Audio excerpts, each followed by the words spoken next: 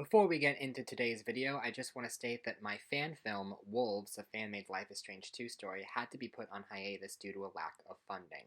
At this point, it's up in the air whether or not the project will be picked up next year.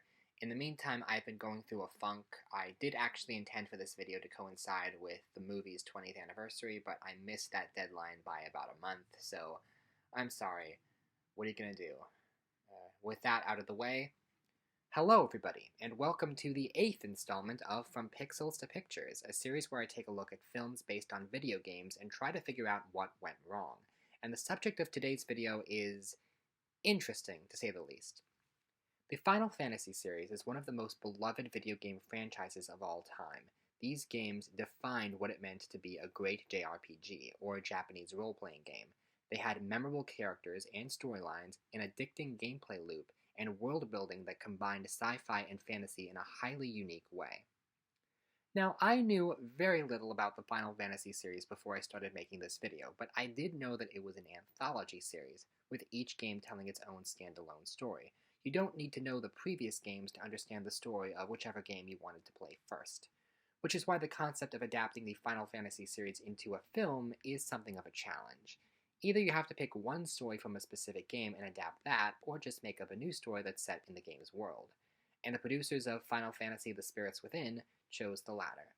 Well, more or less, as we'll see. But they did bring on Hironobu Sakaguchi, the creator of the game series, to direct. It certainly looked promising on paper. The film was released in July of 2001, shortly after our last subject, Lara Croft Tomb Raider, but where that movie was a huge success at the box office, this one was a complete and utter failure. It only made $85 million in contrast to its $137 million budget, and it forced the film company Square Pictures to shut down. While the film was a critical failure, it has developed something of a cult following over the years, and Rotten Tomatoes considers it the best video game adaptation to be released prior to 2018. But just how well does it succeed as an adaptation? Or perhaps the real question should be, is it even an adaptation? As I said before, each Final Fantasy game tells its own story, and none of these stories served as inspiration for the film. I decided I had to play at least one game all the way through, and ended up choosing Final Fantasy IV, considered one of the better ones for newcomers to start with.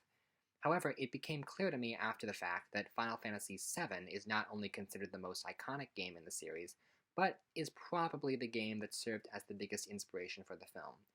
I have limited experience with that game, but I tried to do the research I could. Basically, I want you to keep in mind that I am a Final Fantasy noob, so if I miss something, please let me know in the comments. With that being said, it's time to hop on your chocobo, and let's begin our journey to see how Final Fantasy made the transition from pixels to pictures.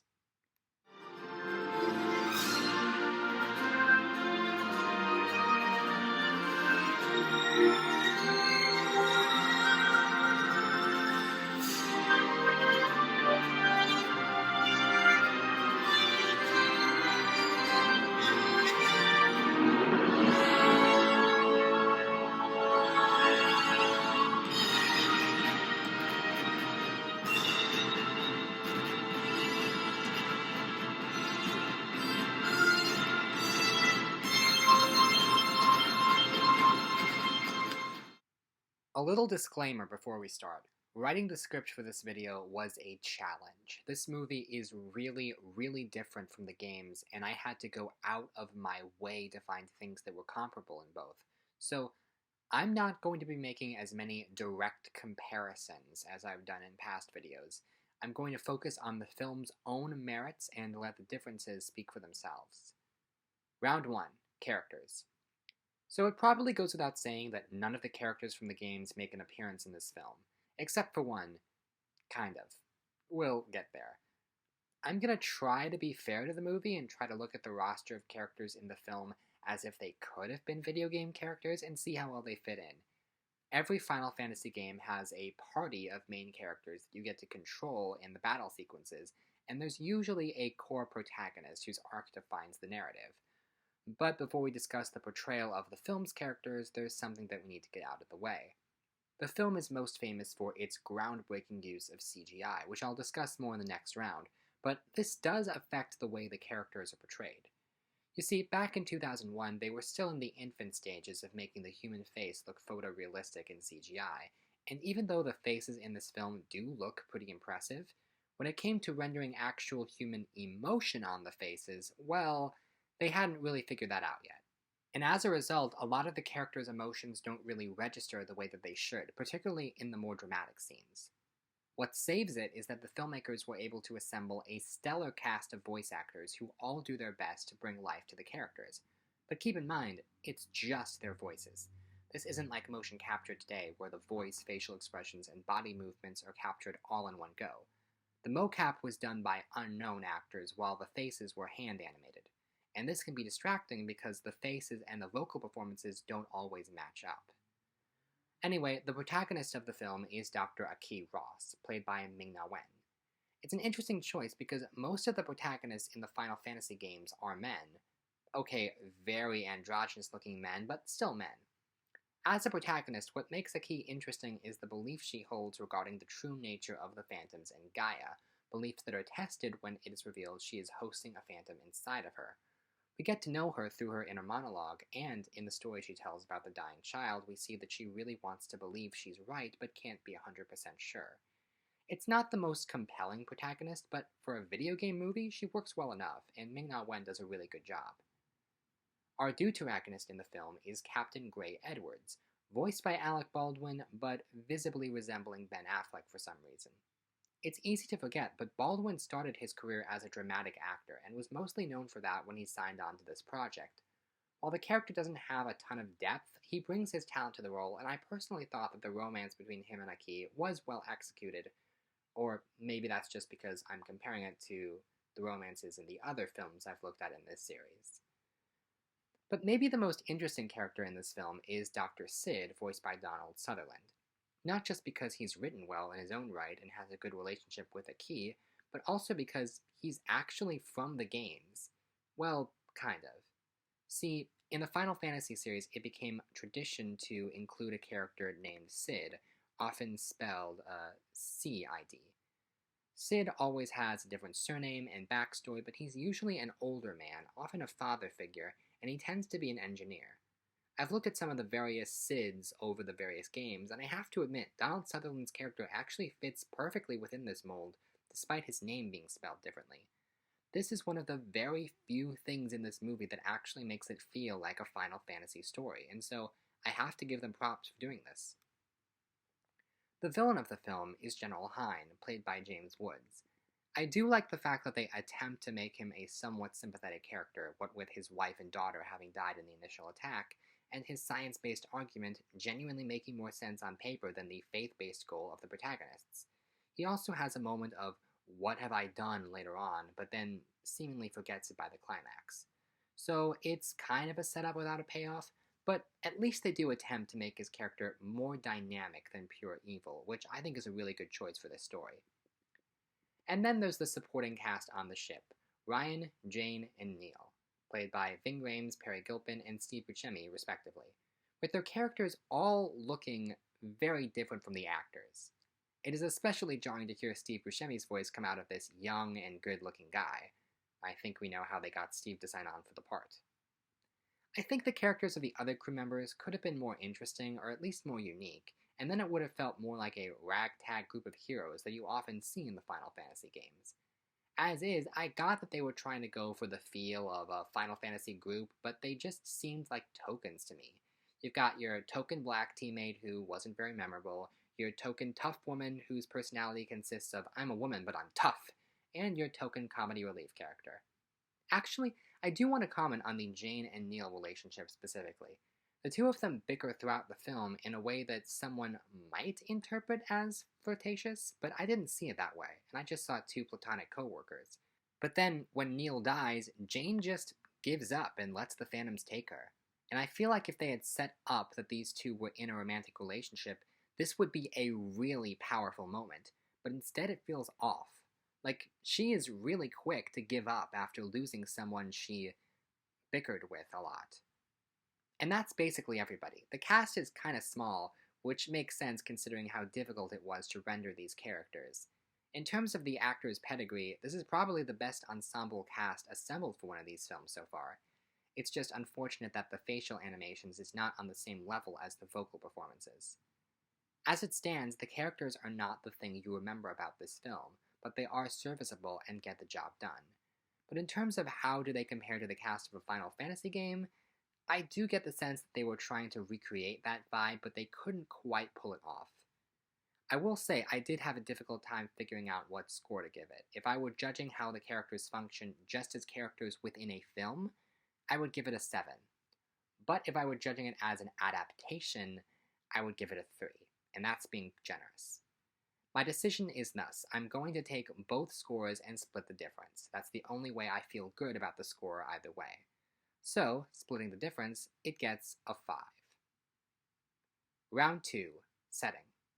Alright, if we're going to talk about how this movie looks, we have to talk about the groundbreaking use of CGI. I know that CGI has come a long way in the past 20 years, but honestly, the animation in this film still stands as a really impressive achievement. I can feel the blood, sweat, and tears that went into every frame. This movie was put into production just a few years after Toy Story, and they had to invent so many new programs for this film. Programs that would go on to be used in bigger and better projects. This film was marketed at the time as the first ever entirely photorealistic CGI movie. The filmmakers were hesitant to even call it animated. It kind of feels reminiscent of the way people talked about the 2019 Lion King remake. And indeed, if this movie hadn't bombed at the box office, it would have easily been in contention for the best visual effects race that year. But putting all that aside, does the setting of this movie accurately recreate the setting of the game? Well, no. But that was inevitable given the nature of the series and the decision to not base the setting of the movie on any one particular game. But does the world of the movie fit in with the larger worlds of the games? That's also a no. One of the defining trademarks of the Final Fantasy games is the way they blend science fiction and fantasy. Granted, some of the games will lean more towards one than the other, but generally speaking, the games try to depict a world where science and magic coexist side by side, an idea that's not very common in Western media. And clearly that's something the filmmakers had in mind when thinking of how to market this film to an American audience. This film was in production before Lord of the Rings and Harry Potter came out, and fantasy films were not doing well at the box office. But sci-fi movies were, and so the choice was made to have this film be straight up sci-fi.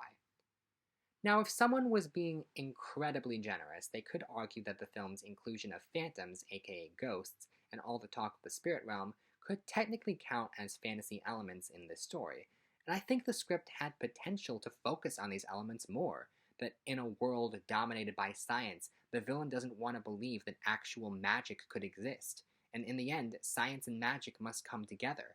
That would have been incredible, and the film almost goes there, but doesn't fully embrace the idea. As a result, there is a very real lack of fantasy in this movie, which is odd considering that the word fantasy is in the freaking title. While critics at the time did praise the animation, many criticized the overall production design and color palette of the film for looking like a bunch of generic sci-fi films. And personally, I wouldn't care about this, except that I know that it had the potential to stand out from the crowd while also keeping true to the games. I do like the look of the Phantoms themselves, and I like the design of Aki's dream sequences, but outside of that, the production design of this film does lack originality. And I hate saying this because I know how much effort the animators poured into their work, but I can't help but wonder if they could have channeled this technology towards making something that looked truly unique, something that couldn't be easily recreated in live action. If I'm judging the setting as a film, it gets a 9. As an adaptation, it gets a 2. Meeting in the middle, we get a 6. Round 3, Story. Oh man, where do we even start with this one? Well, how about I start with a complete non sequitur? Dan Mayers from Sight and Sound stated that the film followed the same theme typically found in Final Fantasy video games. A party of heroes averts impending global holocaust by drawing on their individual skills, gaining knowledge through challenges, and emerging victorious with newfound love and respect for themselves and their companions. I mean, nothing you said is technically incorrect, but that is where the similarities end. What's interesting about this film's screenplay is that even though it's not adapting a Final Fantasy story, you can tell that it was written by somebody who writes video games. The way the narrative is structured feels like something out of a game. Hironobu Sakaguchi had been working exclusively on video games for some time now, and he had never written a screenplay before, and I think it shows. Like, you can tell the moments in the story when it feels like the cutscene should end and you should start battling or exploring. It's hard to explain, it just has that feel to it. In addition to that, a big deal is made about how there are 8 spirits that Aki needs to collect, and the first 5 of them were collected before the events of the story. I feel like Sakaguchi wrote out this story as a video game first, and in that version the player would have had to collect all 8 spirits and travel across this giant open world, and it would have been pretty damn cool.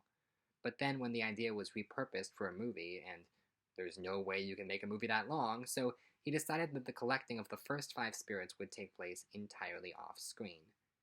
The film feels like it needs to be a bit longer in order for us to truly get to know these characters and let us feel the scope of everything that the story has to offer.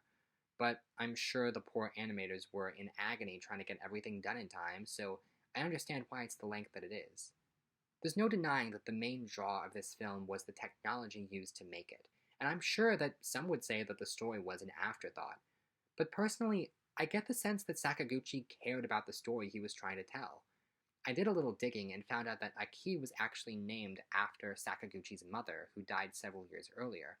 He was reflecting on where her spirit went after leaving her body, and when the film was in the planning stages, he decided that that was what he wanted the story to be about. And I do have to give the film props for tackling such a serious topic.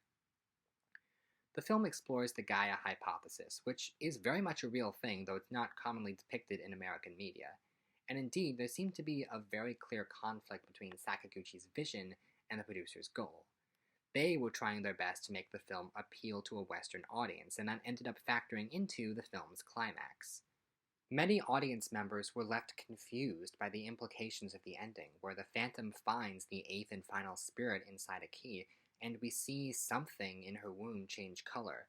The original cut of the film made it clear that Aki is pregnant, her unborn child is the final spirit, and this is part of why Gray sacrifices himself. It represents new life coming into the world and makes the ending a little more optimistic than it would be otherwise. But the final cut of the film removes the dialogue about her pregnancy because the producers were worried that this plot element was, quote, too Japanese for American audiences. Because, as we all know, nobody gets pregnant in America. I don't know, it seems really weird to cut this, but for fans of this movie, her pregnancy is still canon, and it definitely makes the story more impactful. But for what it's worth, the story on its own isn't that bad. There are definitely problems here and there. Some of the technobabble doesn't really make sense, especially when Gray uploads himself into Aki's dream. I'm not really sure how that's supposed to work. Also, the exposition is not handled in a natural way. There's literally 2 different uses of the phrase, as you know, which, if you've never taken a screenwriting class, never have a character say as you know when discussing exposition. Just don't. The story may have its faults, but I admire the film for trying to tackle the hard themes instead of just letting the technology do all the heavy lifting. And I'm sure some of you would argue that the technology does do all the heavy lifting, but if you compare it to something like Disney's Dinosaur, which came out a year prior, you'll understand. CGI was such a hot commodity in the aftermath of Toy Story, and Disney wanted to wow everyone with their technology, but didn't really care about the story they were telling. This movie actually tries. As a film, I would give it a 7. As an adaptation, I would give it a 3. Splitting the difference, I am giving it a 5. Round 4. Experience. Admittedly, I am not an expert on the Final Fantasy series. The game I played to prepare for this video was Final Fantasy IV, but I have heard that if there's any game that this film takes inspiration from, it's Final Fantasy VII. I do have limited experience with this game and its remake, but I still worry I might be missing something, and I did debate playing that game before making this video. Ultimately, I decided it was okay to do the video as is, but let me know if I get anything wrong. So, as a newbie to the series, I enjoyed my time with Final Fantasy IV. I enjoyed the battle system, and I was surprisingly invested in the world building, even though I had issues with aspects of the narrative. I think I do have a grasp on why people like this series, and why those people were less than happy with this film. As stated before, the structure of the narrative and the placement of the action scenes do feel oddly reminiscent of the games, but they alone are not enough to make for a comparable experience. The story of this movie feels like it would be better suited as a video game, and I know that this movie has fans, so I have to ask, has anyone gone on RPG Maker and made Final Fantasy The Spirits Within the game, expanding the story, fleshing out the world, and letting us spend more time with these characters? If nobody's done that, somebody should. But I'm getting off topic. It would be easy to write this movie off as an in-name only adaptation, except for the fact that the director of this movie is the man who created Final Fantasy. If anyone understands this property, it's him, so why isn't the movie more like the games? Maybe because, despite being writer and director, Sakaguchi didn't have full creative control of this project. The studio wanted to revolutionize cinema with their fancy new technology, and they believed they could get people to pay attention to the film if they used the Final Fantasy name to draw in that fan base. What they failed to take into account is that if you want to appeal to a fan base, you have to give them more than just the title. I mean, imagine if when Martin Scorsese made The Wolf of Wall Street, he called it Goodfellas 2. Yes, it's the same director, and you can argue that it contains many of the same themes as that movie, but it's not really a sequel, is it? It's false advertising. Well, it's the same thing here. As a result, fans of the Final Fantasy series were confused and turned off by how different it was from its namesake, and I think the reception to this film would have been much better if they'd called it something else, but still made sure the poster said, "From the creator of Final Fantasy." Let's imagine the title was changed, and nothing about the film itself was different. Would anybody even make the connection that this is supposed to be a Final Fantasy story? I think the casual moviegoer wouldn't think twice about it, but the more avid Final Fantasy fans might see some sort of connection, based on the presence of Cid and a few storytelling tropes. If nothing else, they might consider it a spiritual adaptation, pun fully intended. Which brings us to my dilemma. How do I grade this film? I want to give this movie a good grade because objectively I think it's the best overall film I've looked at in this series. It's not without its faults, but what works really works. It tackles some really heavy themes, it's got a great cast, I like the sound design and score, the end credit song is genuinely great, and of course the CGI work in this film is groundbreaking. I wouldn't call it one of the best sci-fi films of all time, unlike some hipsters, but as a film, I do think it's worth checking out. But at the same time, I can't ignore that as an adaptation, it's just terrible. When making this video, I struggled to even find ways to compare the two because of how different they are. This isn't comparing apples to oranges, this is comparing apples to balloons. When I did the video on Lara Croft Tomb Raider, I said it failed as a standalone film, but succeeded as an adaptation. And I ultimately decided that the latter was more important and I gave it a higher grade. But now we find ourselves in the opposite scenario, because Final Fantasy The Spirits Within succeeds as a standalone film and yet fails as an adaptation. Now, I would love to give the film a good grade because I like it as a movie, but then I'm directly going against my previous ranking, and I want to try to be fair in these reviews. So, as a film, I would give it an 8. As an adaptation, I would give it a 4. That averages out to a score of 6. Before we add it all up, I just want to state for the record, if I add up the as a film scores, it gets a solid B. If I judge it as an adaptation, it's about on par with Mortal Kombat Annihilation. But my official grade for the film is 22 out of 40, 55% for a final score of F. I have to admit this grade feels right to me. It's still a failing grade, but it's on the higher end of the F tier. With certain movies I've looked at on this list, it felt like the filmmakers were disrespecting the source material, but I don't think that's what Sakaguchi was trying to do. I think he was roped into making a movie that clearly wasn't Final Fantasy but still had the title. From day one, this was never going to be a successful adaptation. The best that Sakaguchi could do was make a good movie, and in my humble opinion, he succeeded. With that being said, the next film we'll be looking at is 2002's Resident Evil, and considering the fact that they ended up making a 6-film franchise, logic would dictate that there's something worthwhile in this first film, so I have high hopes for this. See you then.